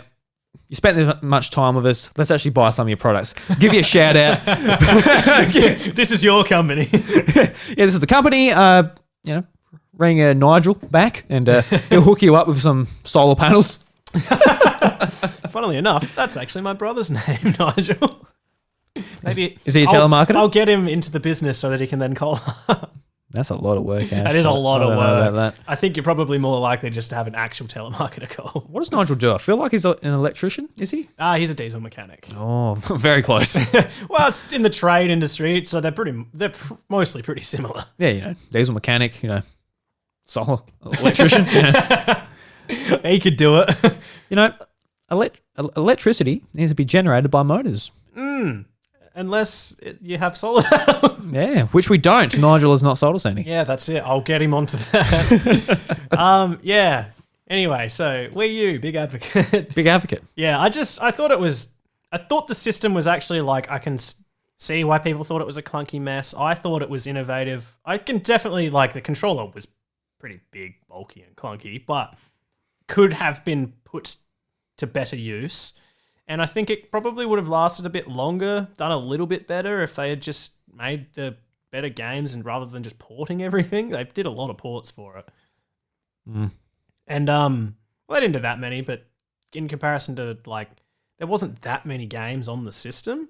And most of the big name games, well, not most, but a fair few of them were ports. Yeah, there's a good handful of Wii U games you should play, just whether it's worth spending $430 to get them. Then since the prices don't go down, $80 a pop. That's the kick in the teeth sort of Nintendo sort of took with that one. But yeah, the Wii U, they just I really enjoyed mine too. I remember when I got mine, I had friends over big PlayStation diehards. They'll come over and be like, "This is the Wii U, this is the gamepad." I'm like, and I still stand by this. At the time before the Xbox One and the PS4 came out, I think the Wii U as an actual box standing up or just horizontal, I thought it was a really pretty looking box. Yeah, it was. Nice and glossy. It kind of looked a bit like a router in some respects, but I preferred the look of it to the Xbox 360 and the PS3. I thought it was a nice, sleek box. Yeah, it's really small, quiet. It's pretty much what you'd hope your console is. Just it doesn't take anything away from playing the game.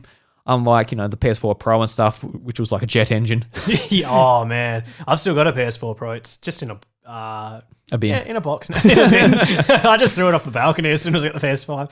Oh, I actually, funnily enough, I nearly bricked my PS4 the day I got my PS5. Good timing, I guess. Yeah, Move on. I started it up. I can't remember what I was doing. I think I was transferring data between the two or something like that. And I didn't have it plugged into the HDMI because I'd actually already pulled it out. And it was plug it in and have it connected on the same network to get your data over. Yeah. So I turned it on, I plugged the power cord back in, I turned it on, and then I did it. And then I was trying to turn it back off, and it wouldn't turn off. And I couldn't be bothered plugging the HDMI in to figure out what it was doing. So I just ripped the power cord out of it. And then I got further down the line. It was if you connect them both wired to the same network, it can pull over all the game content. I was that's going to save me so much time. Went to turn it on. Nah, I wouldn't have it. It must have been doing a system update when I ripped the power cord out of it. But I actually managed to save it. It's actually pretty easy to save. You can find a video and tutorial on how to a video tutorial on YouTube on how to save it if you do that. It's not... there might be situations where it's non-recoverable, but yeah, it took like 20 minutes to fix it. But yeah, it just like I turned it on. It was like, yeah, we're going to need to reinstall your system firmware and you're going to lose everything that's on the hard drive. And I was like, oh no. But nah, I fixed it. It was actually pretty easy. I wish I actually said it like that. It's like, yeah, no, we're going to have to get rid of everything. Sorry, mate. Yeah, there's not much we can do about it. Yeah, you did take the power cord out while it was updating. We can do about it. In hindsight, I really should have just plugged in the HDMI to see why it wouldn't turn off. Are you one of those silly billies that always just rips out your USB without disconnecting No, it? I'm normally Hey? very good with that, but I was setting up a PS5 and I was being very impatient because I wanted to play it. You're like, oh, I want to play God of War, but I don't want it on this old piece of shit. I want to move it over to this other thing and have it in 60 frames. Yeah, I actually still haven't played the newest God of War. That's a game that I've been meaning to play for a long free. time. Yeah, You've I know. got PS Plus? I've got it. Yeah. And it's apparently they put out a big patch for it on PS5 that makes it way better too. Yeah. Like Double the frame rate and better visuals. all that stuff you'd expect from a Yeah. big fat white thing on your desk. Oh man, that thing is a behemoth. It's by far the biggest console I've ever seen. Yeah, Whenever you're saying it looks like a router, it looks like a fucking space station. Yeah, because when I went to EB Games and like this short lady served me and she came out holding the box by the handle, I'm like, I watched like so many unboxings and everyone's like, oh, it's pretty big. I'm like, yeah, I get it, it's pretty big.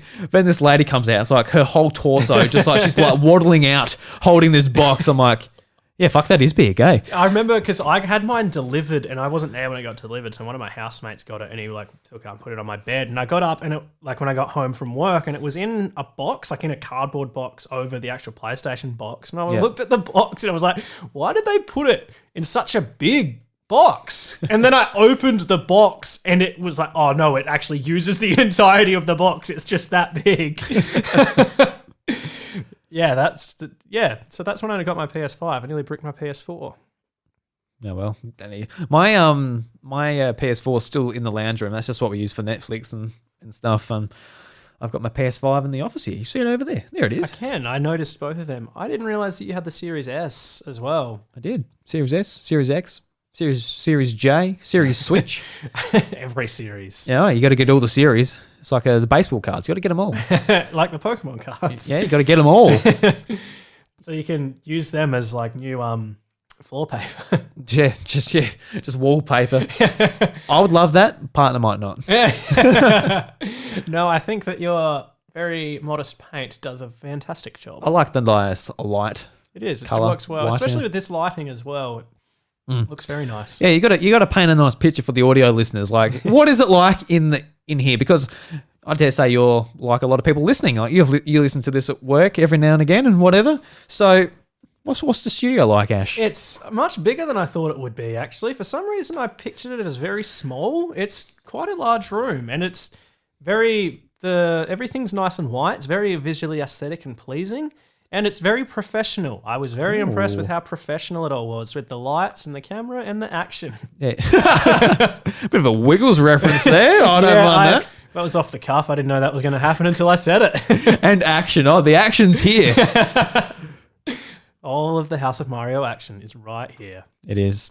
So we move on the Switch. We can keep this pretty brief.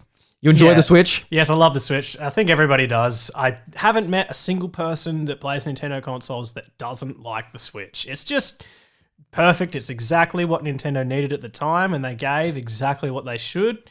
It just, it hit the mark perfectly. Plenty of games from Nintendo, third parties, indies. I think releasing it with Breath of the Wild as a launch day title was just perfect too, because if it came out without it, could you imagine? It'd be like, what the hell is this thing? And let's kind of move on. 1-2 Switch. Which is actually another great party game, is really fun. It actually is, yeah. And like when they released that, I was like, you know what, this is pretty bare bones. It's very much a tech demo, but we had a lot of fun playing that. So much fun. As well, when I first got it, when you first play it, it only lets you play like 6 of the games, and I thought that's all it was. And at the time, I was like, oh, this is pretty steep for $70, but it's still loads of fun. Still very steep for $70. Yeah, but then like all of the other games, like after I think you had to play them all once and then it gives you all of them. Yeah. And then I was like, oh, because I don't think the first 2 times I played it, I'm pretty sure one of the games I didn't play, so it didn't unlock everything. So I didn't know there was more games until the 3rd time I played it. Yeah, because just like those 2 games alone, like Breath of the Wild, obviously just like a massive game playing on a handheld was like, what the hell? This is amazing. This is just like how much time you're able to put into that game, because you can take it to lunch breaks. You can play it on the couch if the partner's using the TV. And also, 1-2 Switch is to, as much as it's overpriced and it should have been a bundled in game, definitely should have been a bundled in game. It would have been the Switch would have I think it would have shot off the shelves like even more than it did.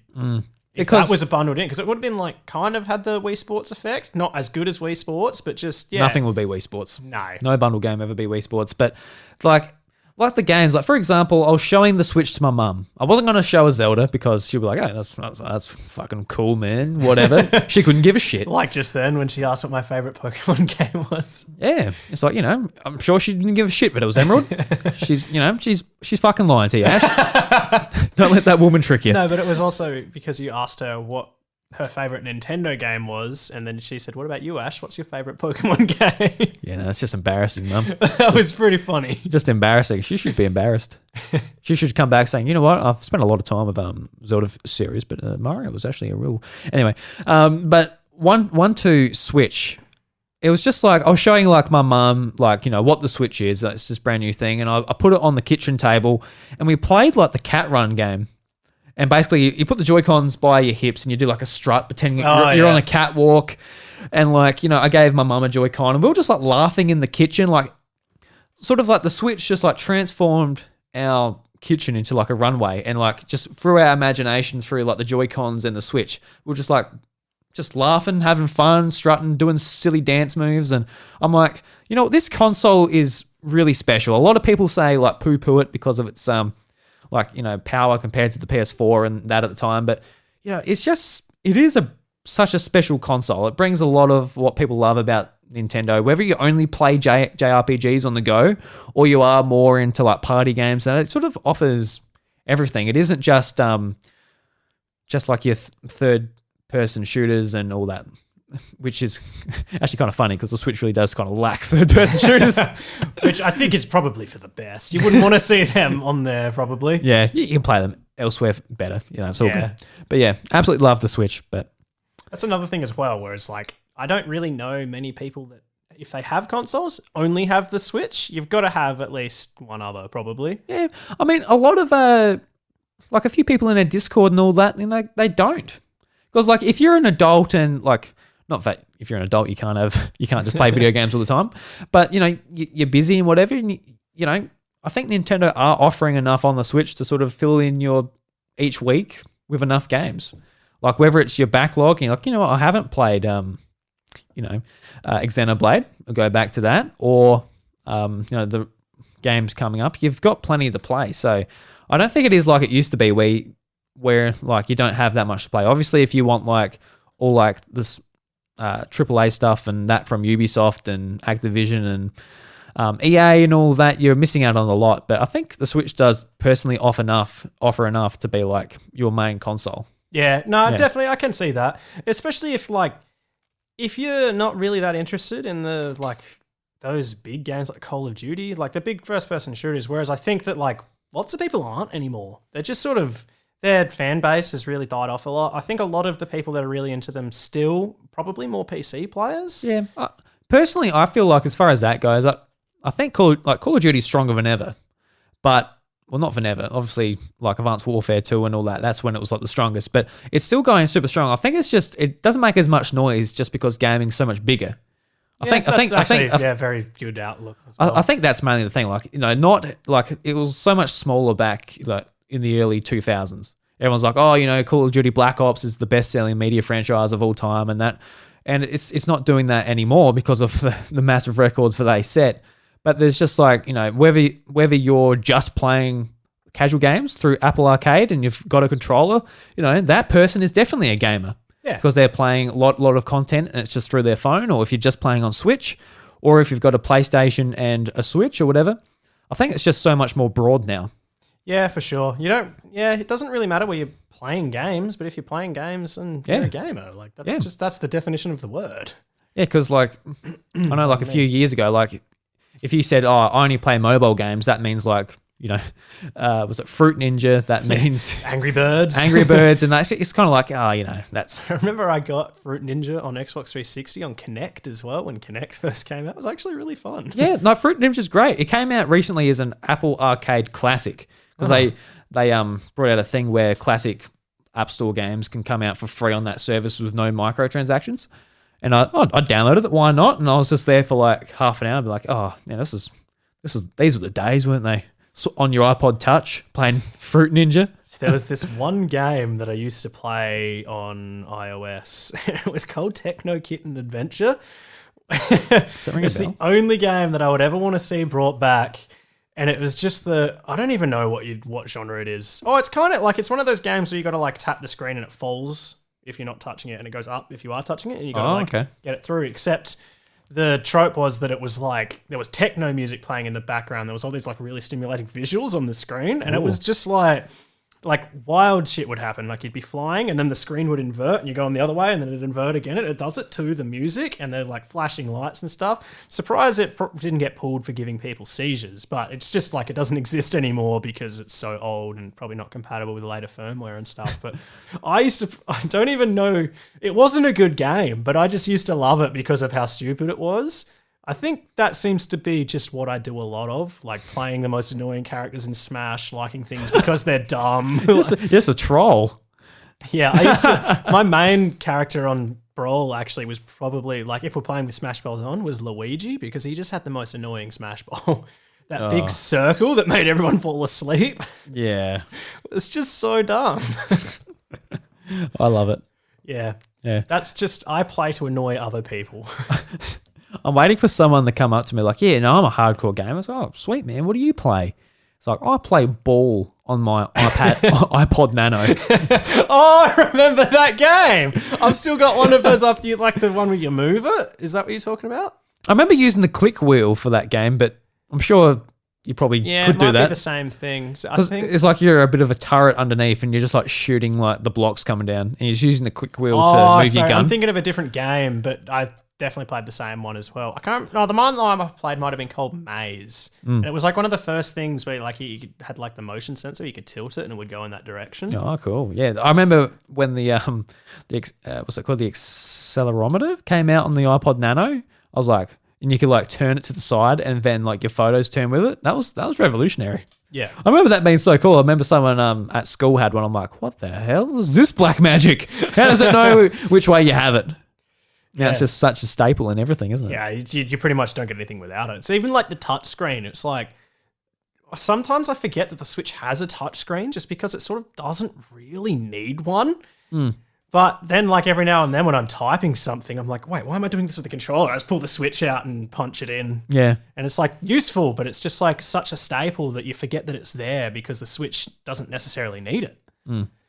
Yeah. I remember when the DS came out and like the only touchscreens I really used was like the fancy ATMs that you like could go up to. And like I wasn't even old enough I didn't have a credit card or anything. I just went up to them. Ooh, touchscreen.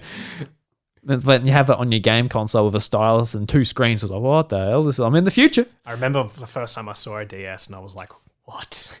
What is that? Two screens? I nearly had a stroke. Oh, did you? Did you really? Like the smelling burnt toast kind of stroke. But yeah, that probably sums up my history of gaming, especially with Nintendo consoles. Yeah, the Switch was probably like, I think for most people it's been the biggest one, and it's the same for me. The Nintendo 64 was the one that got me into it. The Switch is like, if I was like to go back and say, not which one was the best, like my favorite, but which one's just the best, I'd say the Switch. It's just perfect. It does everything exactly what it wants to do and what it needs to do perfectly. Not perfectly. Like wouldn't go that far. Wouldn't say perfect. For the time when it came out. I mean, I can't give it the perfect ranking when it doesn't even have Bluetooth for your headphones. It's kind of like. Did you see there was a data mine on the recent update that included? I did. that function, but like you can't use it yet. Yeah, so there's- Bluetooth for headphones and the sort of information that another dock will be updatable. yeah, so it's like it's obviously as long as it actually does happen, it's going to be for the Switch Pro. Yeah, it's like, I don't understand why you can't use Bluetooth headphones. Oh, Nintendo's always 5 years behind on everything. Just all of if I could pick, like, it wouldn't even be Bluetooth headphones. If I could pick one thing for them to just do right, it would just be the online capabilities of the console.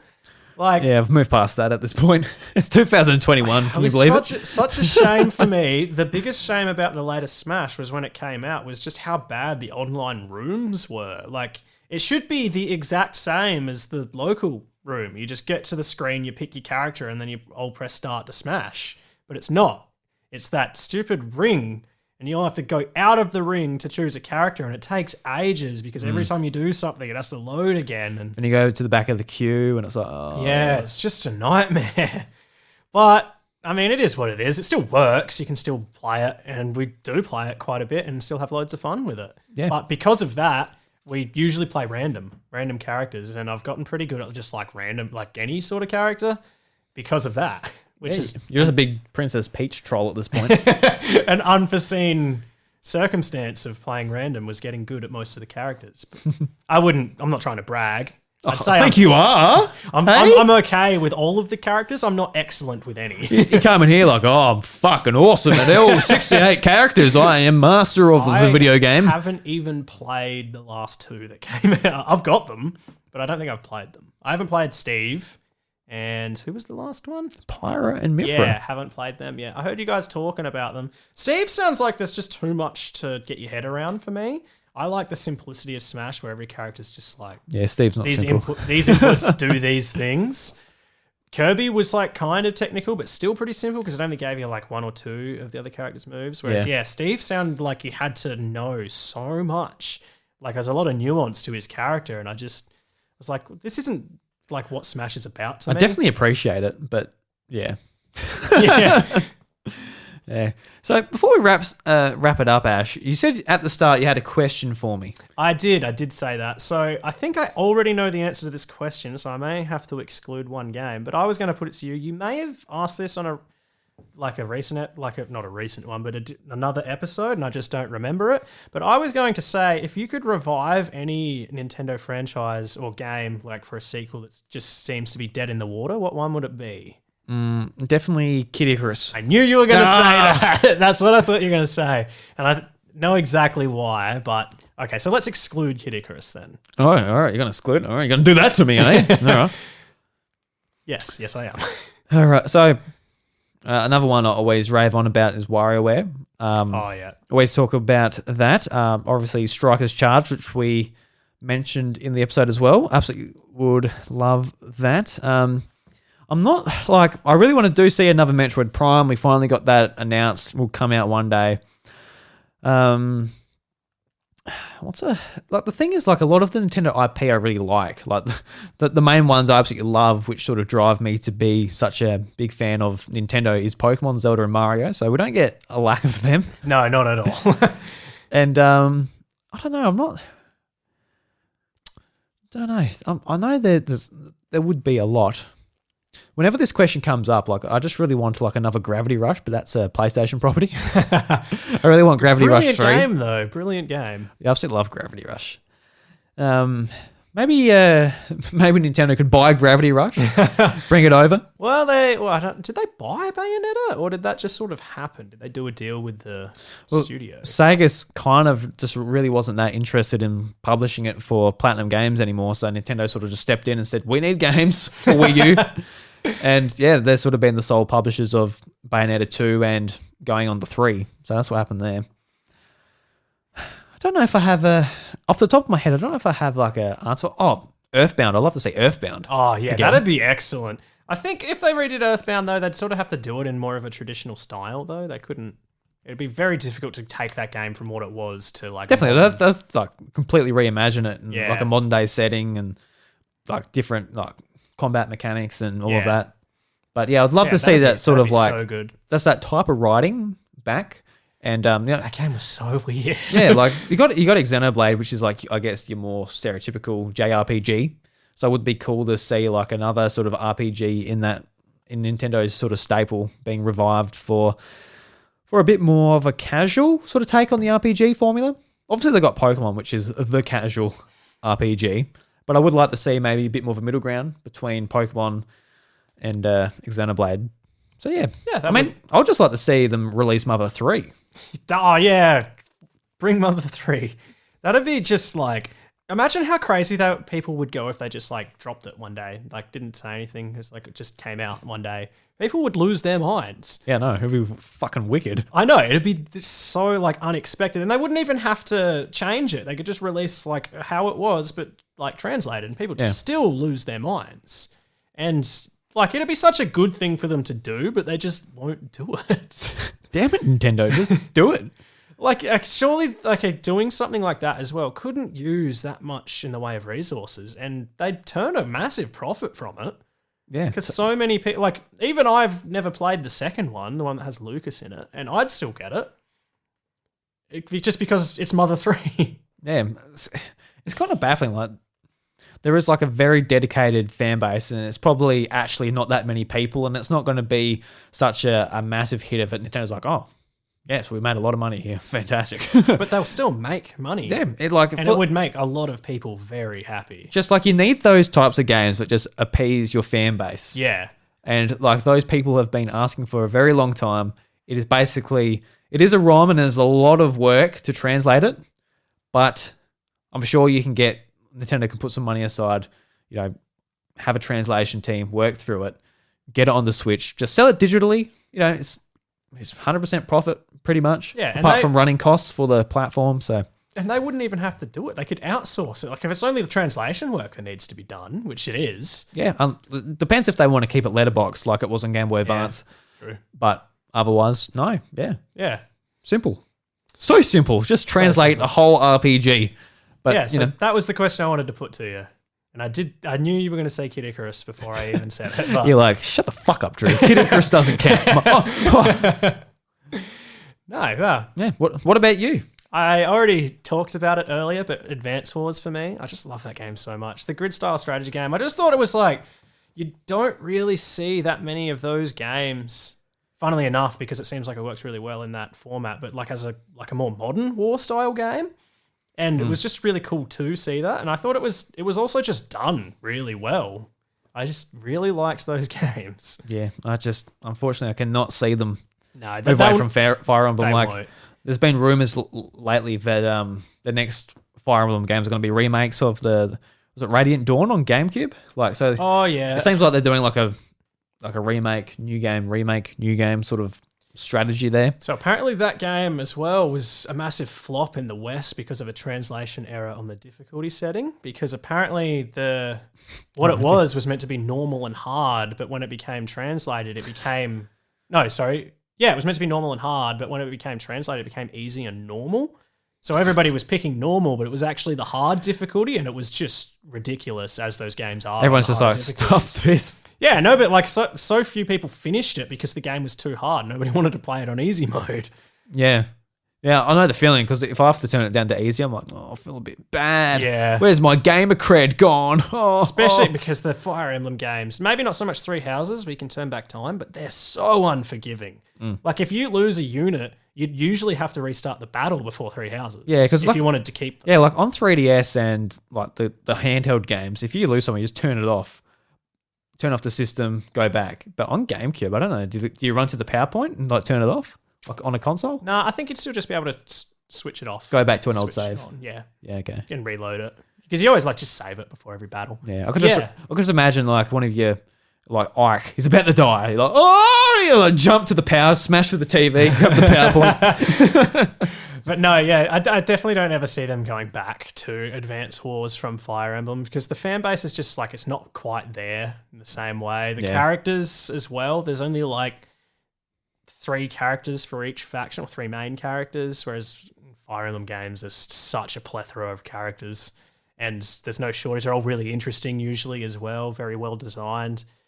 But yeah, it's just not like they couldn't do a a modern Advance Wars the same way they can do a modern Fire Emblem, and for that reason, I don't see them ever going back. But I would love it if they did. Yeah. Oh, it's become one of like Nintendo's top 6 franchises as far as like, copies sold and fan base and Imagine critical appeal. trying to say that would happen before Awakening came out. Yeah, exactly. Like, Most people didn't even know what it was in the West. I didn't know what it was. Yeah. Awakening was my first one, and out of Awakening, Fates, and Three Houses, Awakening's still my favorite.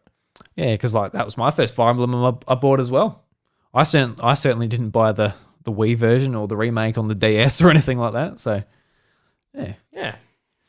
I'm just I'm looking through. I was actually a bit unorganized in this respect, Ash. I'm looking through my Spotify to find the Nintendo Jukebox. I actually haven't got it out yet, but why don't you leave that for you? You look through this playlist, see if there's like something that stands out to you. I'll let you choose it, my friend. It's just like really random, and I'll wrap up the show here. Yeah, how about that, Ash? That sounds great to me, my friend. All right. I'm not going to know any of these songs. So but- don't hit play until I tell you, Ash. Otherwise, I'll have to neuter you on air. All right. With that bottle cap, I don't have a knife. Oh god, that sounds much worse. It does, doesn't it? So you better behave, young man. All right, Ash. Everybody, Let's go with that one. So yeah, you press it and say what it is when I tell you to. Okay. You know how this bit goes here. Yeah, I know how it goes. Yep. So, everybody, thank you very much for listening to the House of Mario episode 182. If you enjoy the show, you can leave a review on Apple Podcasts, and you can follow me at iDruby, and you can follow the show at the House of Mario. Bryce, you can find him at IV Revan, but he's not here tonight, so you don't have to follow him at all. He just posts tangents. It's all good. Maybe you like tangents. Ash likes tangents. Ash, are you following Bryce? Love tangents. No, you're not. You don't have Twitter. I don't have Twitter. I don't have any social media, really. I only have Instagram, and you don't want to follow me on there. I never post, so. That's right. You don't want to follow Ash. He sucks. I'm just a lurker. I don't post anything. Speaking of lurking, we've got a House of Mario Discord community where you can find an invite in the show notes below. Ash is on there at Goose. You can see him in there talking about Nintendo and... do we talk about anything else or just Nintendo? Oh, occasionally we talk about other things. Yeah. Anything gaming related, really. Sometimes even just happenings. But yeah, usually it's Nintendo. Get in here and talk about the happenings. The doors are always open. Come on in. So, Ash, this week, Nintendo Jukebox is what? What have you chosen? I have chosen Chrono Trigger by Colossia. Now, I don't even know what this is going to sound like, but I do remember liking the Chrono Trigger game, so I thought I'd go with that. Excellent. Oh, well, you press play on that, my friend. Here we go. Oh, there it is. Very All right, guys. lovely. The doors to the House of Mario are closed. Catch you later.